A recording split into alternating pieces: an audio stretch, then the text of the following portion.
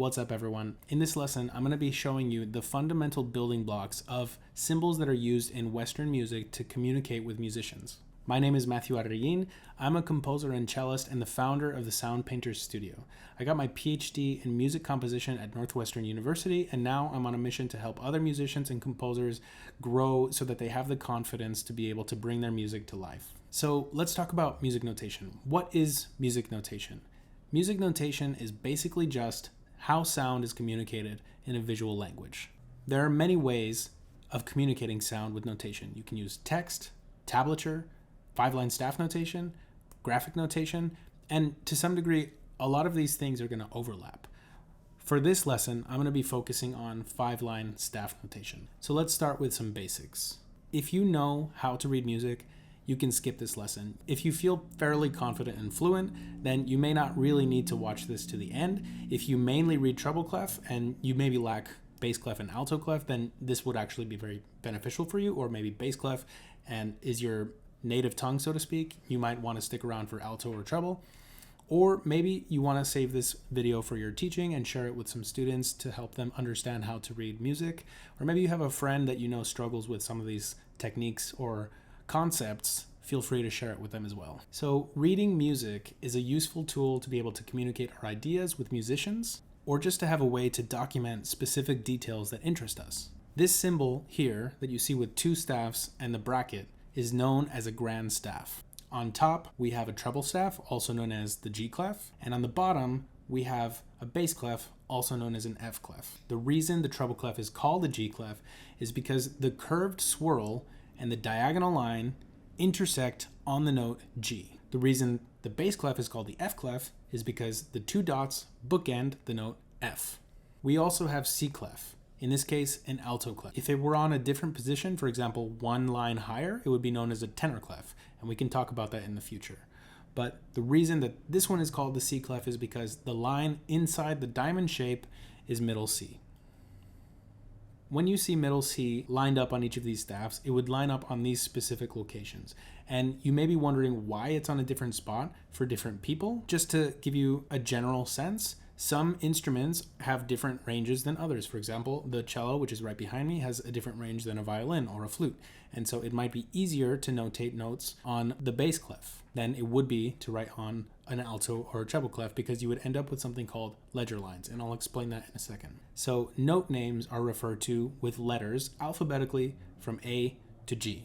That's it. Just 7 letters. The way notes line up on the piano is as follows. And keep in mind, this is not an 88 key piano. That would be like the full range of a keyboard or an acoustic piano. This is simply just a range from like a low F all the way to a high G. And as a brief aside, let's talk really quick about ledger lines. When notes appear above or below the staff, additional short lines called ledger lines are used to specify notes. Each additional ledger line extends the staff, and you'll notice the distance between each line is the same as on the staff itself. So if you see in this example here, we have in the first measure a D just below the staff on the treble clef that descends down by step to an A. Then in the next measure, we have a G that ascends up by step to the note C, which has 2 ledger lines. Then in the bass clef, same thing, except the notes are different because of the clef. So we have an F that descends down by step to a C, which is 2 ledger lines below the staff. And then the last measure, B ascends up by step to an E in the last beat, which is 2 ledger lines above the staff. A lot of the time, composers will try to limit ledger lines by changing the clef. In this case, by adding an 8 on top of the treble clef to say that the note sounds exactly 1 octave higher.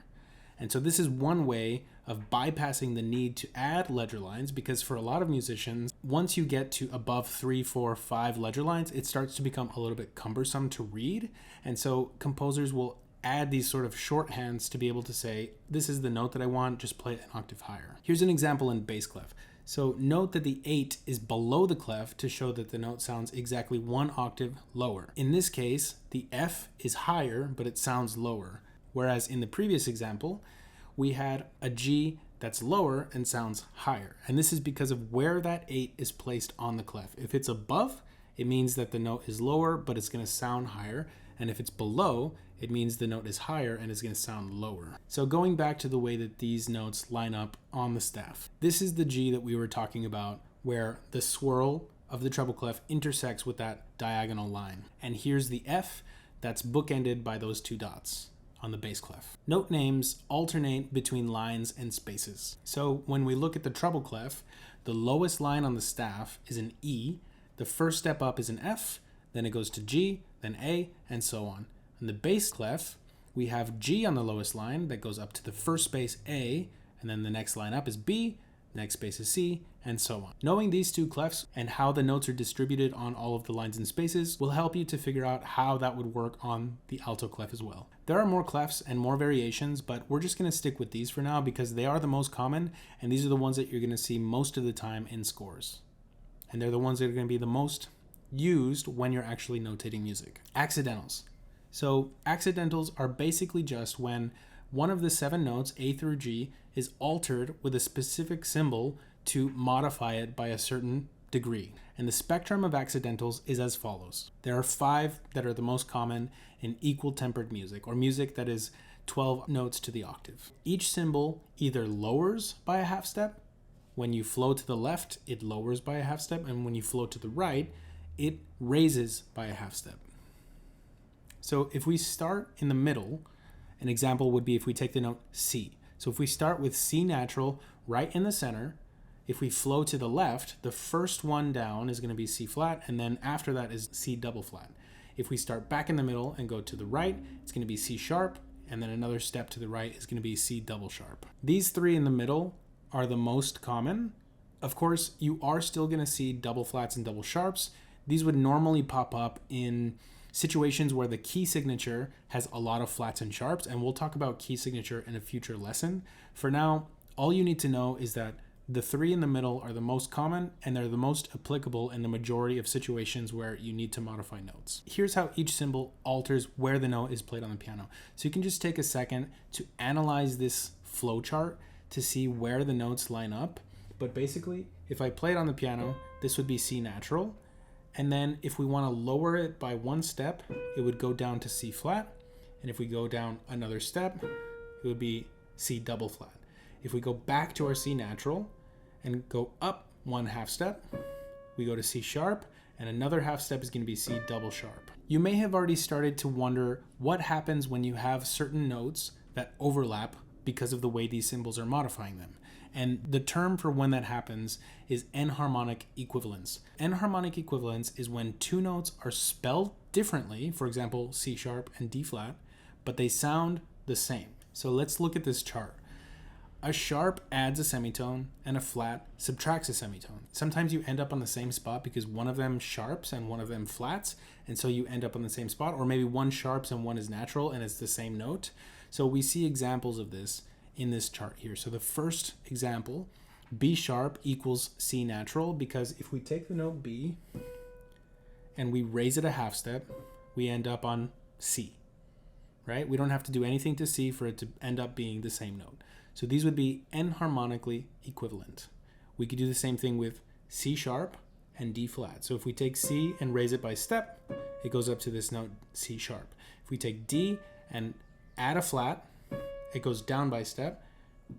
So we get this enharmonically equivalent note, which is shared, right? They can't go any further. They meet in that one point, and they are enharmonically equivalent. So double sharps and double flats add or subtract 2 semitones respectively. So C double sharp equals D natural, D double sharp equals E natural, E double sharp equals F sharp, and so on. So you can use this chart as a reference to remember how enharmonic equivalence works. This list is not completely exhaustive, but it should give you a very good general sense of how it would work in most contexts. One thing to just keep in mind is that specific spellings are usually the result of harmonic relationships. So sometimes you'll see these kinds of things pop up in beginner composers' works.